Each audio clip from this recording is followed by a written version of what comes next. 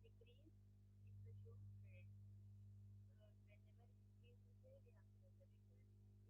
If a decrease is there, we have to write credit side. Liabilities, for debit side, we are getting decrease, we have to write debit side. If increase is there, we have to write in credit side. Equity, if equities are there, owner's equity are there. If owner's equity is decreasing, we have to write debit side. If owner's equity is increasing, we have to write credit side.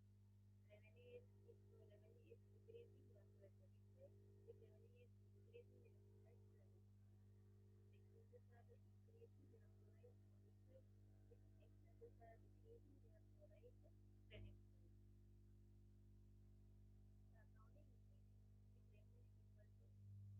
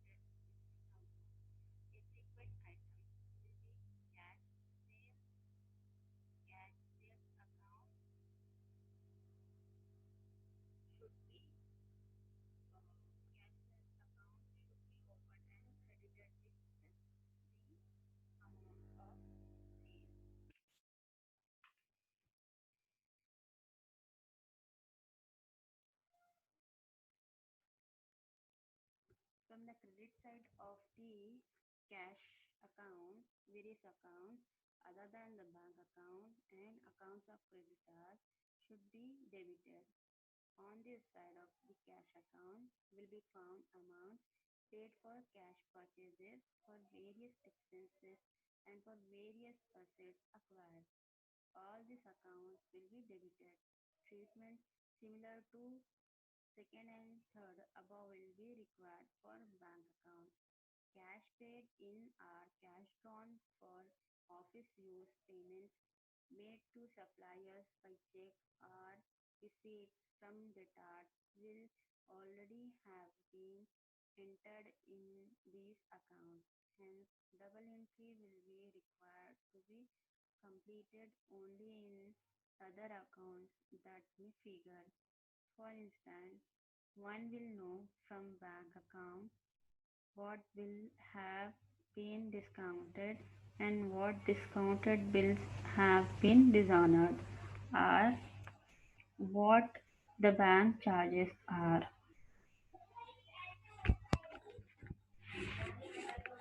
The conversion method involves converting your accounting from single entry system to double entry system. Small businesses usually start out by using single entry bookkeeping.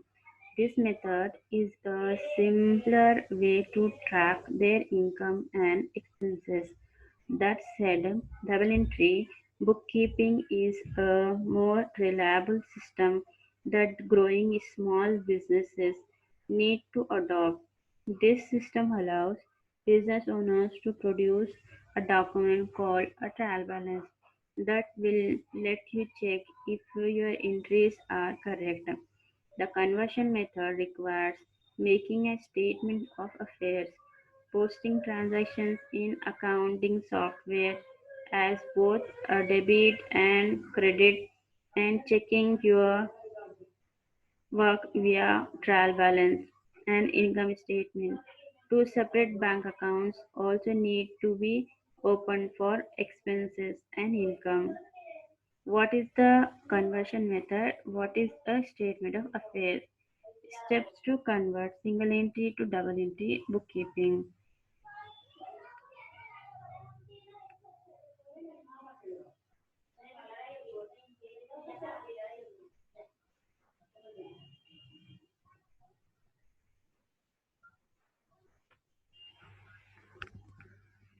If a petty cash book is maintained, the monthly analysis will have to be posted in the ledgers. Various accounts for expenses debited and the total credited to petty cash account. The debit to the petty cash account must already have been completed from the cash or bank account. A complete analysis of the customer's accounts will have to be prepared. This will give vital information regarding credit sales, sales return, discount allowed, bills received, bills dishonored, etc. To complete double entry now, what is required is to credit sales account with rupees 14,195 are charges, accounts with rupees 140, and bills receivable account with rupees 1,480. Debit discount account with rupees 80, bills receivable account with rupees 6,480, return inwards account with rupees 400, allowance account with rupees 50, and bad debts account with rupees 200. No further entries is required regarding cash or bank as this must already have been completed. A similar analysis of suppliers' account will reveal purchases made, bills payable, dishonored or other charges debited by the suppliers from the credit side of the accounts, and discount earned, returns outward, bills issued to creditors, etc. from the debit side of the account. Accounts other than those relating to cash paid or checks issued will debit or credit as the case may be. The proprietor will have to remember other items which requires entries in the books. To take an example, if a piece of machinery has been disposed of, any loss or profit resulting from such disposal will have to be brought into the books. A trial balance should then be prepared to see that there is no arithmetically mistakes. Conversion of single entry is double entry accounting system accounting for medium scale business entries. Businesses grows by time and so the transactions also keep on becoming complex. In this situation, the system of knowing net profit through the statement of a profit and loss does not suffix and requirements of the management, not the government agencies, but put the level of reliance on such statement anymore. Medium-scale businesses entities have this much resources that they can afford a semi-qualified or reasonably good qualified accountant to look after accounting issues of the entity. But such accountants are kept under the supervision and guidance of the accounting consultant who are qualified accountants. These consultants provide direction to the accountant to maintain certain books of accounts and to extract summaries at the end of the accounting period. With the help of these summaries, the consultant qualified accountants prepare detailed income statement and balance sheet for the medium scale entity. Such income statements and balance sheet is exactly the same had there been a systematic double entry accounting system prevailing in practice.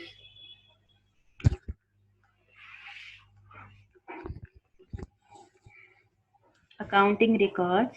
Accountants of these entities are directed to maintain following set of information, which although does not constitute a complete accounting system but can work cash book, in cash book, cash account, bank account. Next step, the task book, accounts receivable ledgers, creditors, accounts payable ledgers, statement of affairs opening, year-end adjustments, closing stock, depreciation of fixed assets, provision for doubtful debts, accrual and prepayments, disposal of assets. These are the accounting records that should be maintained by the business person. Preparation of financial statement. Now let's see how income statement and balance sheet can be prepared with the help of a set of incomplete record. For this, we will analyze the content of income statement and balance sheet items by item in the following pages. First, capital infusions and withdrawals. A fresh infusion of capital throws off the calculation of profit and loss using the statement of affairs method. In such a case, subtract the capital injection from the company's assets to obtain an accurate reading of the company's profit. Likewise, drawings from capital distort the profit and loss account cause under the statement of affairs method. Add back the capital withdrawals amount for an accurate reading of the company's profit or loss. Therefore, the formula for determining profit and loss under the statement of affairs method is capital at the end of the period plus drawings minus new capital contribution less beginning capital.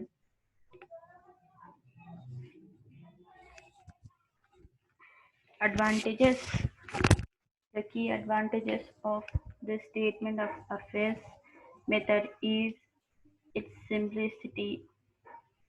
Ascertaining profit and loss is easy and you do not have to understand principles of bookkeeping to maintain your accounts. In addition, the statement of affairs method is less expensive to implement than a double entry bookkeeping system.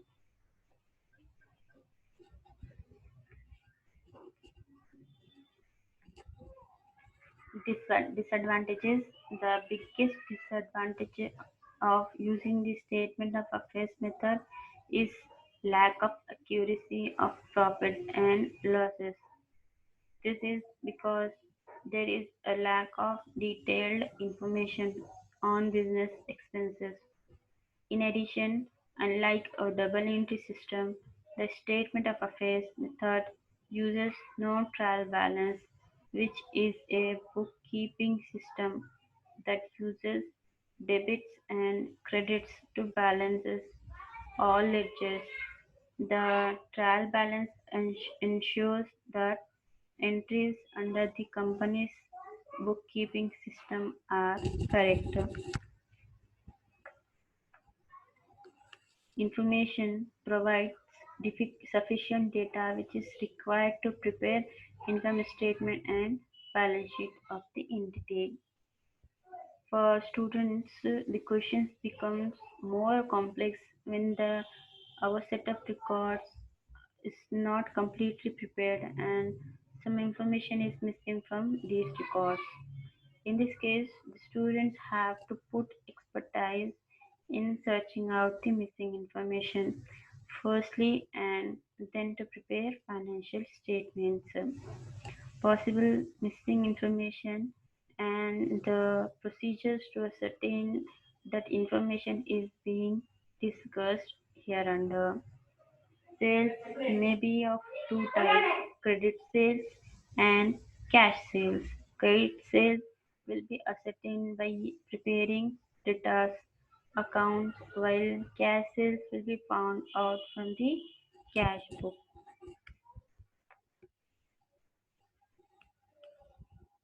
A single entry system records each accounting transaction with a single entry to the accounting record rather than the more common double entry system. The single entry system is centered on the results of a business that are reported in the income statement. The core information tracked in a single entry system is cash disbursement and cash receipts. Assets and liabilities records are usually not tracked in a single entry system. These items must be tracked separately. The primary form of record keeping in a single entry system is the cash book, which is essentially an expanded form of a check register with column in which to record the particular source and uses of cash and room at the top and bottom of each page in which to show beginning and ending balances. The most significant problem associated with a single entry system include assets are not tracked, so it is easier for them to be lost or stolen. Audited financial statement. It is impossible to obtain an audit opinion on the financial result of a business using a single entry system. The information must be converted to a double entry format for an audit to even be a possibility. Error. It is much easier to make a clerical error in a single entry system as opposed to the double entry system where the double debit and credit totals for separate entries to different accounts must match. Liabilities are not tracked, so you need a separate system for determining when they are due for payment and in what amounts. Reporting. There is much less information available upon which to construct the financial position of a business. so management may not be fully aware of the performance of the firm.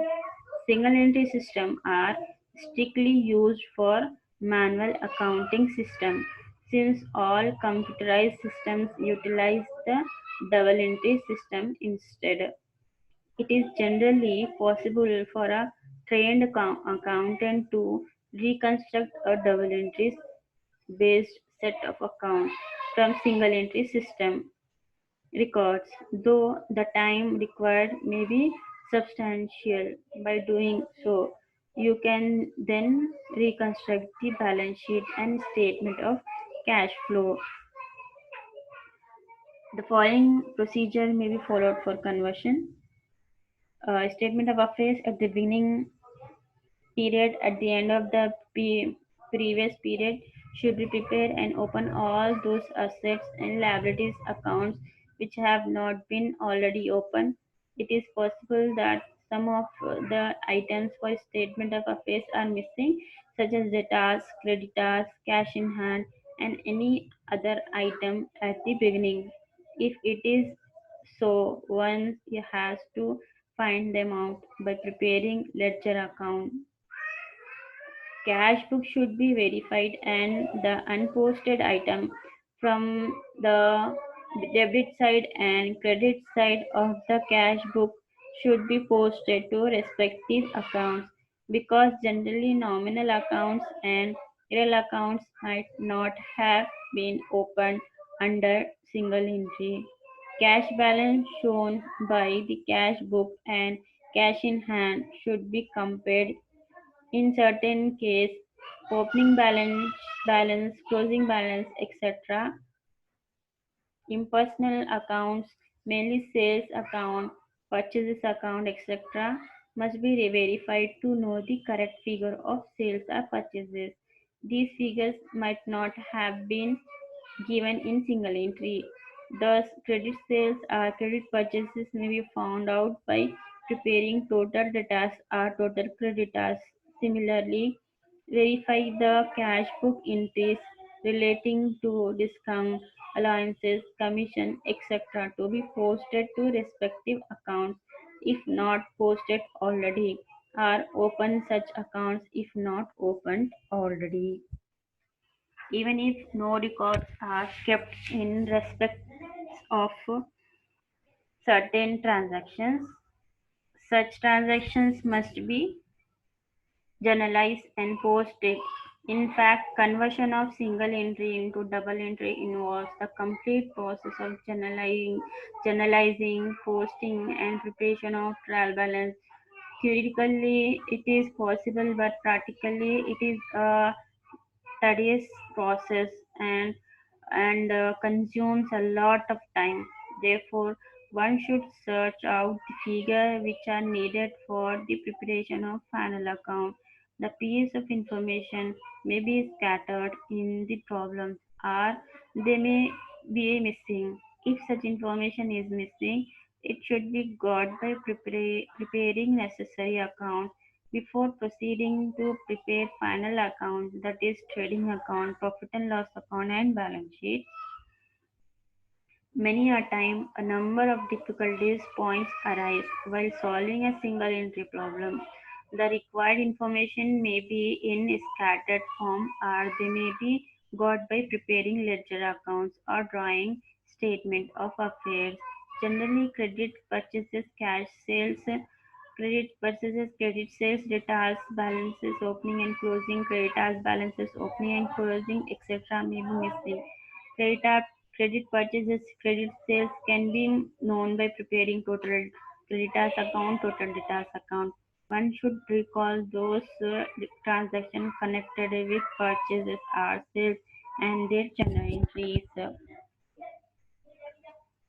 Total debtors account is to be prepared to find out either the missing credit sales or closing balance of debtors or opening balance of debtors in the following manner. In the following manner. So here total debtors account, here we have debit, here credit. In debit side we are writing the balances of opening balance of debtors, either given or it will be a balancing figure. Bills received, receivable or dishonored. Credit sales either given or balancing figure. Credit side we have to write cash received, bills receivable, discount allowed, return inward, bad debts, transfer to creditors, balances either given or balancing figure. So this is the pro forma for total data. In total data, if suppose opening balance is given and closing balance is given, then we need to find credit sale. If opening balance is given and credit sale is given, then we need to find closing balances. So with these three, one will be missing. So whatever is missing that we have to find, and that will be the balancing figure of the account.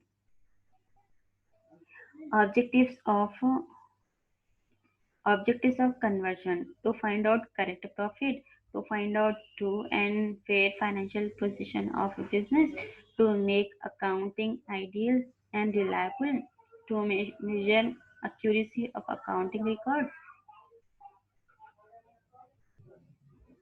to make a meaningful analysis of financial statement, to make a meaningful analysis of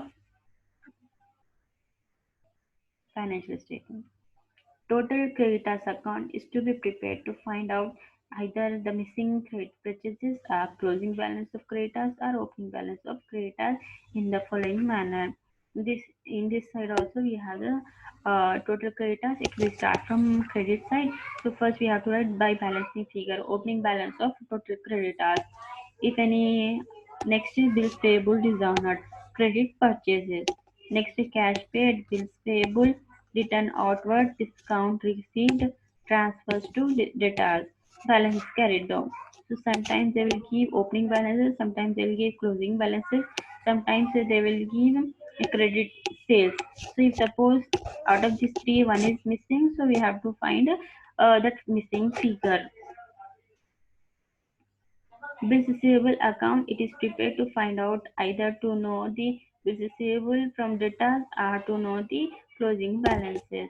This will start from debit side as it is asset. So if assets are increasing from debit side, we have to start to opening balance brought down. Next is Sunday credit debtors. Bills received, savable received either balancing figure. By cash account, Sunday debtors account, by bills dishonored, balance carried on. So here also we have to find here the opening balances or closing balances are balancing figure of Sunday debtors, that bills receivable that should be written in debtors account. Bills payable account, it is to be prepared to find out either to know bills payable accepted, to know the closing balances. It is a liability, so this account will start from credit side. So first balance brought down, next balance by Sunday creditors, bills accepted. Debit side you have to write to cash account, to Sunday creditors account. Next, closing balances.